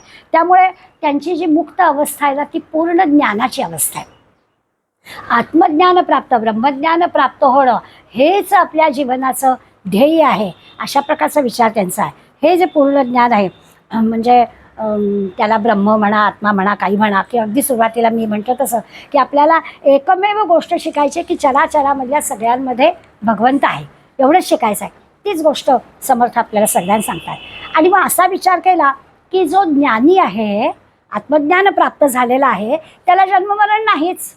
म्हणजे तुम्ही सायुज्य मुक्ती म्हणा, आत्मनिवेदन, आत्मसमर्पण म्हणा, नाहीतर आणखीन काही म्हणा. समर्थांच्या सोप्या भाषेत काय, ज्याला ज्ञानप्राप्ती झालेली आहे त्याला जन्ममृत्यू नाहीच. आत्मज्ञान प्राप्त झाल्यावर कशाला हवा पुन्हा जन्म मृत्यू, काहीच नाही. त्यामुळे उदय असतं नाही, जन्ममृत्यू नाही, अशी आत्मज्ञानाची प्राप्ती समर्थ आपल्याला सांगतायत. आणि त्याच्यासाठी फक्त त्याचं सानिध्य, सद्गुरूंचं, ईश्वराचं सानिध्य असायला हवं सांगतात. आता हे जे आत्मज्ञान आहे ते कसं आहे, ते अनंत आहे. नेमकं केव्हा प्राप्त होईल माहीत नाही. तत्क्षणी त्याचं वर्णन हे आहे, तत्क्षणी प्राप्त होईल. तत् म्हणजे केव्हा, ज्या क्षणाला भगवंताचं आणि आपलं सानिध्य होईल तत्क्षणी आपल्याला ते प्राप्त होईल. म्हणून ते अनंत आहे, अनादि आहे, स्वतंत्र आहे, तत्क्षणी प्राप्त होणार आहे. तो जो क्षण येईपर्यंतचा पिरियड आहे त्याला किती जन्म घ्यावे लागतील ते आपल्याला सांगता येणार नाही. प्रत्येकाचं वेळ प्रत्येकाला लागेल, पण तत्क्षणी ज्या क्षणाला भगवंताचं आणि आपलं ऐक्य होईल त्या क्षणी मुक्ती आपल्याला मिळेल. आणि हे जे आहे तेच अज्ञान दूर होणं, तेच आत्मज्ञान प्राप्त होणं आहे. अशासाठी वेदांतामधले म्हणून 4 प्रकार त्यांनी आपल्याला सांगितले, पण समर्थांच्या दृष्टीनं 4 प्रकारात नाही, ते म्हणतात एकच प्रकार, अज्ञान दूर होणं. हे आपलं वेदांतांनी सांगितलेल्या प्रकारांमध्ये वेगळी वेगळी विभागणी केली आहे, म्हणून मी तुम्हाला ही गोष्ट सांगितली. पण ही जी मुक्ती आपल्याला हवी आहे तिचं भगवंतावर निरतिशय प्रेम असणाऱ्याला ती मिळते. भगवंतावर निरतिशय प्रेम हवं. कसं आहे की तो मुळी भक्तीचा प्राणच आहे. भक्ती करायची म्हणजे काय, भगवंतावर प्रेम हवं. आणि भगवंत सगळीकडे आहे म्हणजे सगळ्यांवर प्रेम हवं. सगळं काय असं हेच आहे ना, नुसतं आपलं एक सकाळच्या वेळेला कामाची हे आंघोळ पूजा एवढं नाही पुरणार. अखंड 24 तास सतत त्याचं सानिध्य राहणं म्हणजे त्याच्यावरचं प्रेम. आणि असतं आपण निरनिराळी उदाहरणं घेतो, आईचं आणि बाळाचं जे वात्सल्य आहे ते वात्सल्य कसं 24 तास आहे, तिचं सगळं लक्ष तिथेच असतं. तसं आपलं सगळं लक्ष त्या भगवंतामध्ये हवं. आणि पुन्हा भगवंत फक्त देवघरात नाही आहे, तो सगळीकडे आहे हे सारखं मनाला सांगायला हवं. प्रत्येक वस्तूमध्ये, प्रत्येक ठिकाणी तो भरलेला आहे. असं भगवंतावर प्रेम करता करता भक्त भगवत स्वरूप होऊन जातो, ज्याचा आपण विचार करतोय. आणि त्यामुळे या अशा प्रकारच्या विचारांमध्ये किंवा अशा प्रकारच्या भक्तीमध्ये एक गोडवा आहे, माधुर्य आहे. इथे आपल्याला असं दडपण नाही आहे, करायला पाहिजे असं त्याचा आपल्याला बाकी सगळ्या कामांचा आपल्याला त्रास होतो. ते काम आहे असं वाटतं. भगवंताची भक्ती करणं, उपासना करणं हे त्रास नाही आहे, हे माधुर्य आहे, हा आनंद आहे. त्यामुळे परब्रह्मामध्ये विलीन होणं वगैरे दूरची बात, परंतु ते सहज होणारी गोष्ट आहे. तत्क्षणी जे आपण म्हणतो ना ताबडतोब होतं, ते ताबडतोब म्हणजे काय, तर ज्या क्षणाला भगवंताचं आणि आपलं ऐक्य होतं त्या क्षणाला. आता या भक्तीला ज्ञानाची पार्श्वभूमी हवी. आपण मागच्या वेळेस 2 उदाहरणं पाहिली होती की वासरू आलं की गाय येतेच, लहान बाळ म्हणजे आई आई आली की बाळ आलंच, तसं आहे की भक्ती आली की ज्ञान आलंच. ज्या ज्ञानाचा आत्ता आपण विचार केला की आत्मज्ञानाची प्राप्ती पाहिजे, देहबुद्धीकडून देवबुद्धी, देवबुद्धीकडून आत्मज्ञानाकडे जाणं, हे असं पाहिजे. पण त्या आत्मज्ञानाचा एवढा आपल्याला बाहू करायचं कारण नाही, पण जिथे भक्ती आहे तिथे ज्ञान आपोआप येणारच आहे. ज्ञान जिथे आहे तिथे भक्ती आणावी लागेल. ज्ञान आहे, पुष्कळ ग्रंथ वाचलेत, परंतु अंतःकरणात भाव नाही तर नाही देव भेटणार. भक्ती पाहिजेच. भक्तीकडून ज्ञानाकडे ग्रंथ पण वाचावे लागत नाही. भक्ती जिथे आहे ते आपोआप ज्ञानाकडे जातं. काही ग्रंथांचा अभ्यास करावा लागत नाही. मला नेहमी वाटतं कुठले चोखामेळा आणि जनाबाई वगैरे ही मंडळी कुठले ग्रंथ वाचत होती, पण आत्मज्ञानाची प्राप्ती झाली. गोऱ्यामधून रामनाम येत होतं की माझी बघा लावा कानाला गौरी, माझ्याच गौऱ्या आहे, जिथे रामनाम येईल ते माझ्या काना बाजूला. काय हिंमत आहे. कारण प्रत्येक गौरी थापताना ती भगवंताचं नाम घेत होती. असा जो की हे सानिध्य आहे, अशा पद्धतीनं केलं तर तत्क्षणी म्हणजे आत्मज्ञान व्हायला काही ग्रंथांच्या अभ्यासाची गरज नाही. भक्ती असेल तर ज्ञान प्राप्त होणारच, असा विचार पण आपल्याला सांगितला आहे. आणि आपल्या महाराष्ट्रातल्या संतांनी तर आपल्याला हे करूनच दाखवलेलं आहे. भक्तीचा प्रसार आणि प्रचार हा सगळा भक्तीच्याच मार्गातून धर्माचा प्रचार प्रसार केलेला आहे. समर्थांची पण नेमकी हीच भूमिका आहे. आता भागवतामध्ये मोक्षाची कल्पना आहे. जसं उपनिषदामधल्या कल्पना सांगितल्या तशा भागवतामध्ये ही कल्पना आहे.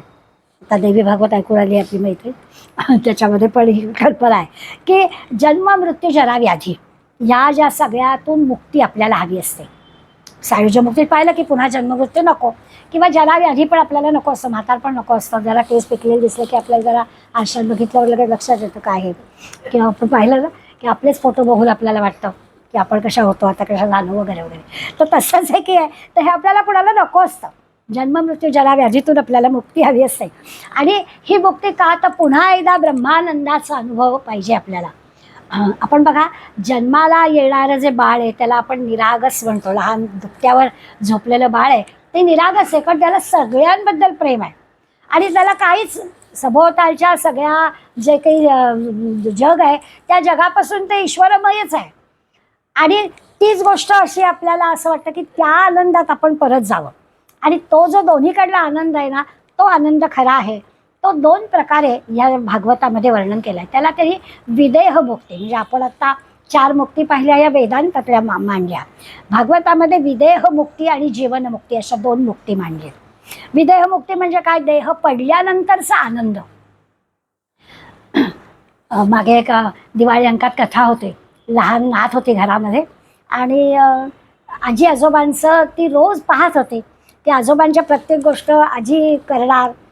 चहा पाणी कर, त्यांना आजी अगदी दाढीला गरम पाणी देणं. त्या काळातल्या बायका किती सेवा करायच्या, पतीची सेवा ती आपण पाहिली. तर असं सगळं आजीचं ती पाहत होती. तर त्या काळातल्याच म्हणायला पाहिजे, आम्ही तर काही करत नाही, त्यामुळे त्या काळातल्याच आहेत. तर ते सगळं असं सेवा हा भाव होता. आणि त्यामुळे पती सेवेमध्ये आपली आजी कशी, त्या मुलीला बाकी काही कळत नव्हतं, पण आजोबांचं सगळं आजी करते. वेळच्या वेळी आजोबांना जे हवं ते सगळं आजी करते. आणि आजोबांना जरा बरं नाही झालं की आजी बिचारी नाराज असते. आणि असं सगळं ते पाहत आहे. एक दिवस ती सकाळी उठली, घरामध्ये खूप माणसं जमा झाली होती आणि तिच्या लक्षात आलं की आपल्या हॉलमध्ये आजोबा असे मध्येच सतरंजीवर झोपलाय आणि लोक काय एवढी जमा झाली. तिला काही कळेना, लहान जीव होता तो, तिला काय नेमकं घडलंय कळेना. आणि तिला प्रश्न असा पडला, आजोबांना पाहिल्यानंतर आजोबांच्या चेहऱ्यावर तर हास्य आहे आणि आजी धोधो रडते. हे दृश्य कधीच नव्हतं आपल्या घरात. आजोबा आजारी असले, आजोबा असले की आजी पण लहान, आजोबा हॅपी की आजी पण हॅपी. आज असं का? दिवाळी अंकात ती कथा. पण त्या मुलीच्या मनातले भाव व्यक्त केले होते की हा जो आनंद आहे तो दोघांमध्ये तोच आहे. आज असं का बरं विपरीत? आजोबांचा चेहरा छान आहे. मृत्यूनंतर माणूस पुन्हा त्या आनंदात गेलेला असतो. मृत्यूनंतर त्याला इकडलं काहीच नाही, सगळं जमलं. इथल्या जगातलं जे काही आहे त्या सगळ्यातून संपूर्ण आनंद. म्हणून ती विदेह मुक्ती म्हटलं त्याला. देह पडल्यानंतरचा आनंद. जाणारा आनंदात जातो, बाकी माणसं रडत असतात. आणि असंच व्हायला पाहिजे. आपण जेव्हा जन्माला येतो तेव्हा आपण रडत असतो, जग हसत असतं. आपण जेव्हा जातो तेव्हा आपण हसत असतो, जग रडत असतं. असंच असायला हवं. त्याला विदेह मुक्ती असं भागवत म्हणतं. आणि दुसरं मुक्ती म्हणतात जीवनमुक्ती. म्हणजे देह असतानाच हा आनंद घेणं, देह असतानाच आपण आनंद, ही सगळ्यात श्रेष्ठ. जसं वेदांतामधल्या 4 मुक्तींमधली सायुज्य मुक्ती सर्वात श्रेष्ठ, तसं जीवनमुक्ती म्हणजे देहात असतानाच या आनंदाचा अनुभव घेणं, याला म्हणायचं जीवनमुक्ती. अशा 2 मुक्ती भागवतामध्ये पण आपल्याला सांगितले आहेत. असा हा मुक्तींचा अभ्यास, थोडी ओळखच इथे काही आपल्याला सविस्तर नाही, आपल्याला पुढे पुन्हा पुन्हा येणार आहे. सृष्टी निर्मितीच्या 22व्या आणि नंतरच्या 9व्या ह्या 2 विषयांवरच्या आजच्या समासात तुम्हाला वाचायला मिळतील. आणि ही दोन्ही विषयांची ओळख म्हणून आपल्याकडे घेतला आहे आणि 4था दशक समर्थाने संपवला आहे. आता आणखीन एका नवीन प्रांगणात 5व्या दशकाच्या निमित्तानं आपण शिरणार आहोत की ज्या गुरुचं सानिध्य आपल्याला पाहिजे, तो गुरु नेमका काय असतो, गुरुचं महत्त्व काय आहे, गुरुची लक्षणं काय आहेत, गुरु का आपल्याला हवा, त्याचं नेमकं काम काय आहे, त्याच्यासाठी आपण कसे असायला हवं. तर सद्गुरू जसा सद्गुरू हवा तसा शिष्यसुद्धा सत्शिष्य हवा. कुणालाही नाही सद्गुरू प्राप्त होणार. सद्गुरू प्राप्त व्हायला आपल्याजवळ कोणते गुण हवेत, असा सगळ्या गुरु शिष्यांच्या संबंधीचा विचार आपण 5व्या दशकामध्ये पाहणार आहोत. त्याला आपण शुक्रवारी सुरुवात करूया. तव स्मरण संतत स्फुरण लाव्या भावरो, त्वदीय गुणकीर्तन ध्वनि सुरम्य कर्मी परो, स्वदेश हित रक्षणा विडबुजी कथा नावरो, तुझ्या समया मुचित मी देशकारी पडो. जय जय रघुवीर समर्थ.